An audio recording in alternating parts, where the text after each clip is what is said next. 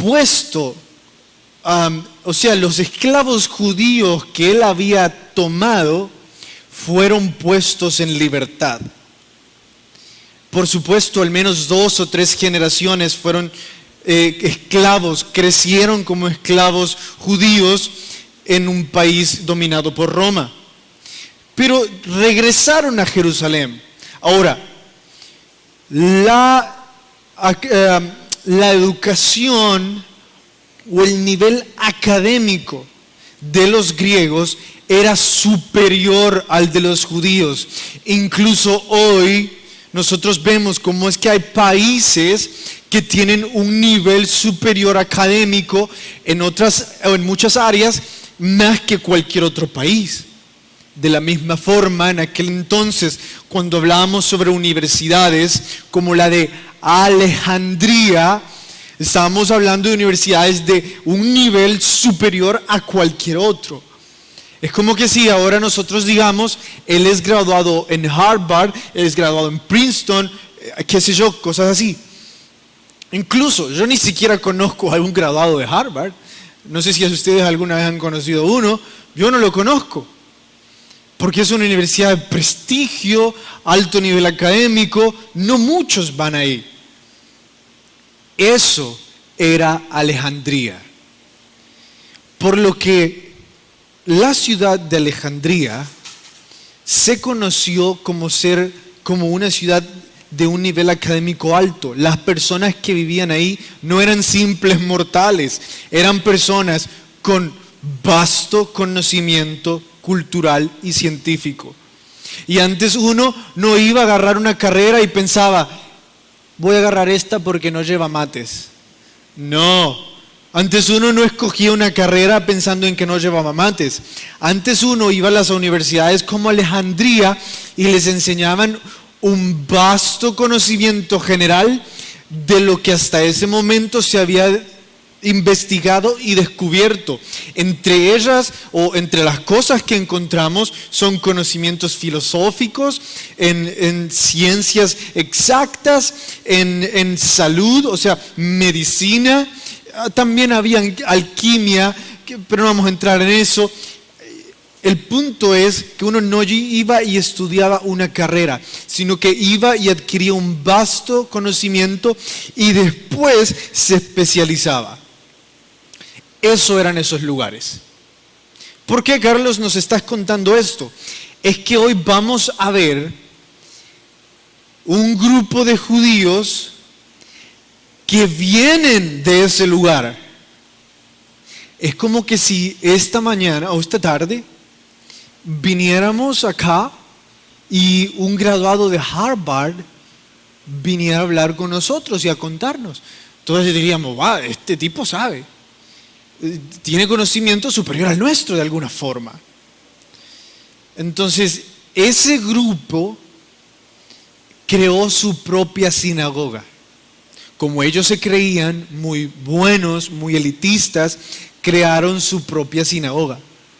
Claro, suena como a una orden secreta, como la de los Rosacruces, como masones, como Illuminatis. Sí, ellos son un prototipo de una orden secreta. ¿Por qué? Crearon una sinagoga, o sea, una especie de mini templo, de casa de oración, solo para personas entrenadas con un alto nivel académico. Y a esa sinagoga le llamaron la sinagoga de los libertos, porque eran hombres que habían sido esclavos de Roma, instruidos con el nivel académico romano y llevados de nuevo a Jerusalén con ese nivel académico, y dicen ellos, ahora nosotros ya no somos los esclavos, somos los liberados, los libertos. Y tenemos un nivel académico superior al de los demás. Por la naturaleza de lo que ellos conocían, ustedes ya se imaginarán que eran muy soberbios, eran muy altaneros y tenían todo tipo de problemas de elitismo y de humildad. Estos tipos escuchan sobre el movimiento de los llamados cristianitos o pequeños cristos. Estos libertos escuchan sobre los apóstoles y dicen: es momento de poner en su sitio a estos ignorantes. ¿Cómo es posible, dijeron estos libertos, cómo es posible de que anden predicando de que el Hijo de Dios vino y resucitó? Vamos a darles una lección de teología, dijeron los libertos. Vayan conmigo a Hechos capítulo 6 y veamos lo que sucede con los libertos. 6, verso 8. Esteban, lleno de gracia y de poder, hacía prodigios y señales entre el pueblo. Entonces se levantó uno de los de la sinagoga llamada de los libertos, ya los conocen, de Cirene, Alejandría, Cilicia y Asia, y disputaban con Esteban, pero no podían resistir la sabiduría y al espíritu con el que Esteban hablaba. Entonces sobornaron a unos para que dijesen que le habían oído palabras blasfemas contra Moisés y contra Dios. Y solivataron al pueblo, a los ancianos, a los levitas, y arremetiendo, le arrebataron a él y le trajeron al concilio. Y pusieron testigos falsos que decían: este hombre no cesa de hablar palabras blasfemas contra este lugar santo y contra la ley. Paren ahí. Ustedes, estudiantes de la Biblia, que ya han venido a Icon durante más de un mes, saben quiénes son el concilio. No vamos a hablar. Lo estudiamos a profundidad y aprendimos muy bien quiénes eran los del concilio. Por eso ya sabemos quiénes son los que entran en escena y acabamos de ver quiénes son los libertos. Entonces, básicamente, este grupo de altaneros encuentra a Esteban haciendo milagros. A eso dice la Biblia. Estaba predicando Esteban y le traían personas para que la sanara. Esteban oraba por ellos o imponía manos, qué sé yo, hacía el milagro, sanidad, exorcismo, cosas así. Y los libertos dijeron: vamos a humillar a este.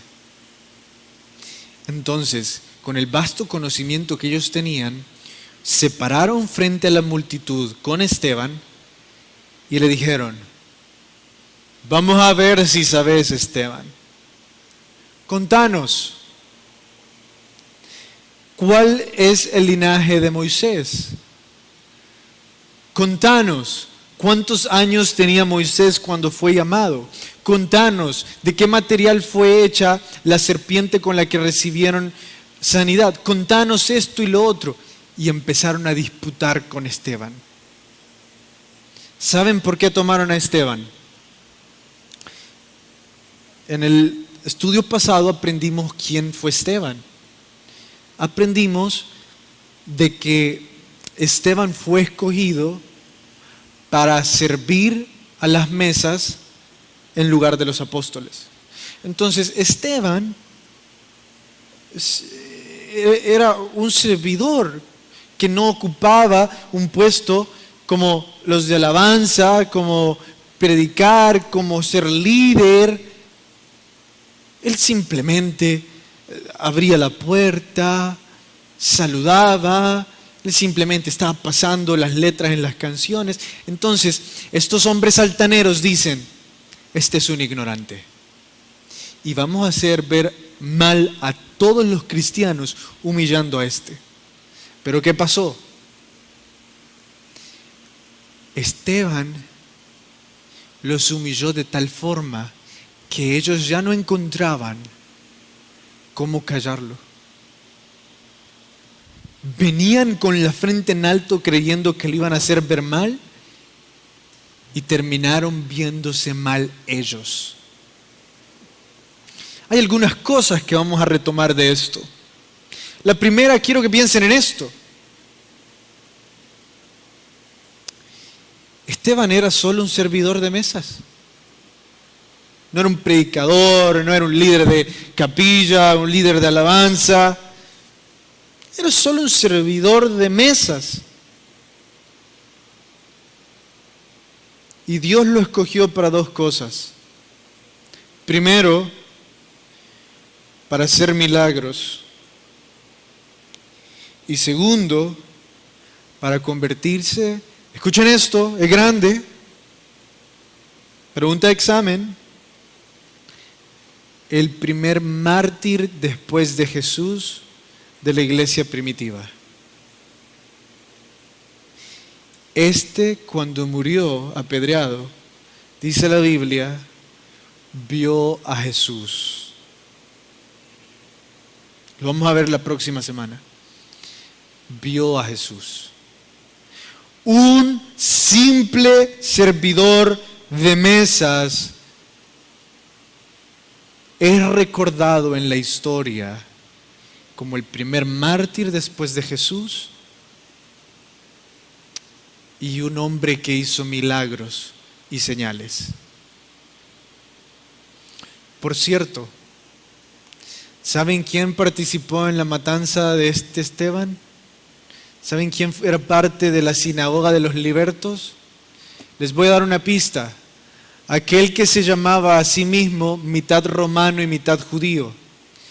El único de los apóstoles que tenía ciudadanía romana y que se decía a sí mismo fariseo de fariseos. Pablo.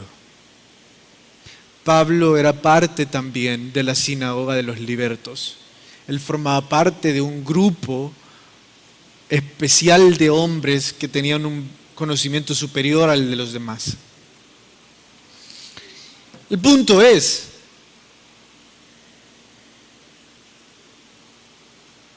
¿cómo Esteban tomó un cargo tan grande? Solo un simple servidor de mesas. El primer punto que vamos a estudiar hoy es, no necesitamos líderes perfectos, sino humildes seguidores.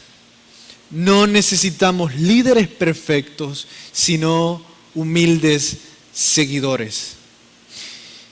Por favor, recordemos esta premisa a todos aquellos que desean servir al Señor. Ustedes han sido llamados a ser líderes, cada uno de ustedes. No importa sus aptitudes, sus talentos o su personalidad, han sido llamados a ser líderes. ¿De qué? ¿Cómo es eso, Carlos? Si a mí ni para presidente de salón me escogían. No para andar mandando gente, no para hacerse de puestos o títulos. Escuchen esto, para liderar a las personas de las tinieblas a la luz. Liderando personas del pecado a la libertad. Para eso hemos sido llamados. Ahora, no podemos ser líderes si antes no hemos sido seguidores. No podemos discipular si antes no hemos sido discipulados. Entonces, no crean de que la iglesia primitiva necesitaba líderes perfectos. No crean que la razón por la que Esteban fue ocupado era porque era un líder perfecto. Era simple y sencillamente porque era un humilde seguidor que se convirtió luego en un hombre que llevaba personas de la enfermedad a la sanidad. Y esto incluye muchas cosas. La primera de ellas es que las divisiones que hay en la iglesia muchas veces dicen que es porque hay líderes imperfectos, o culpan al pastor o al líder, a alguien, a un cuerpo de liderazgo y dicen, estoy dividiendo esto o me estoy yendo por la imperfección de esa persona. Déjenme decirles, esa persona, aunque tuviera un líder perfecto como lo fue Jesús, seguiría siendo un Judas en esa congregación. Todo aquel que divide o habla en mal de alguien más, muestra el potencial de Judas que lleva en sí mismo, no la imperfección del otro. Por eso es que la iglesia no necesita líderes perfectos, porque aunque los tuvieran, siempre habría un Judas. Jesús fue un líder perfecto, fue un hombre perfecto, y aún así hubo un Judas. No se equivoquen. Las personas que no sirven, no se congregan, no es porque haya líderes imperfectos o pastores muy malos o pastores que no sepan predicar. Es porque simple y sencillamente no están arrepentidos. Punto. La segunda cosa que vemos al respecto, que nos enseña que no necesitamos líderes perfectos, sino humildes seguidores, es que ustedes y yo estamos llamados a con humildad seguir a Cristo y un día convertirnos en líderes espirituales que puedan llevar a otros a la esperanza de vida eterna. Amén. Segunda cosa que aprendemos sobre la historia de Esteban. La iglesia no tiene jerarquías, tiene dones. Por favor, siempre recuerden esto. La iglesia de Cristo no tiene jerarquías. Claro, la iglesia de un hombre va a tener jerarquías. Si ustedes quieren decirle a un hombre reverendo, díganle como quieran. Si ustedes quieren decirle mi santísimo pastor, caigan como quieran. Pero la iglesia de Cristo no tiene jerarquías, tiene dones. El hecho de que ellos, los apóstoles, se dedicaran al estudio bíblico y hayan escogido a Esteban para ser servidor de mesas, escuchen esto, no limitó que el Espíritu Santo lo haya escogido para obrar milagros. ¿Escucharon eso?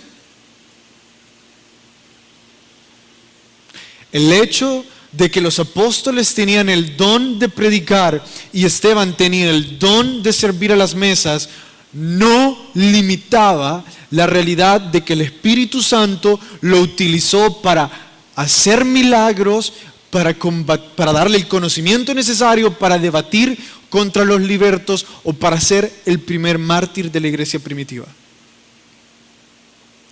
Los dones no limitan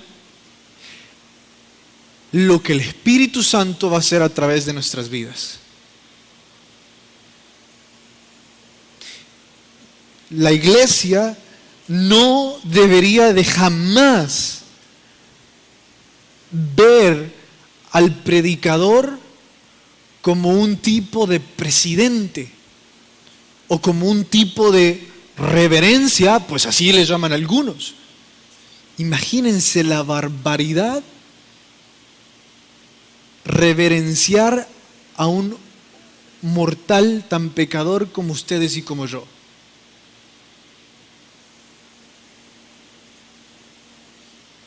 La iglesia de Cristo no tiene jerarquías. Carlos, ¿y entonces por qué los predicadores se paran en un púlpito? ¿Por qué los líderes de alabanza se paran sobre el púlpito? Porque ese es nuestro don. Mi don, a pesar de ser tartamudo, es ser un profesor.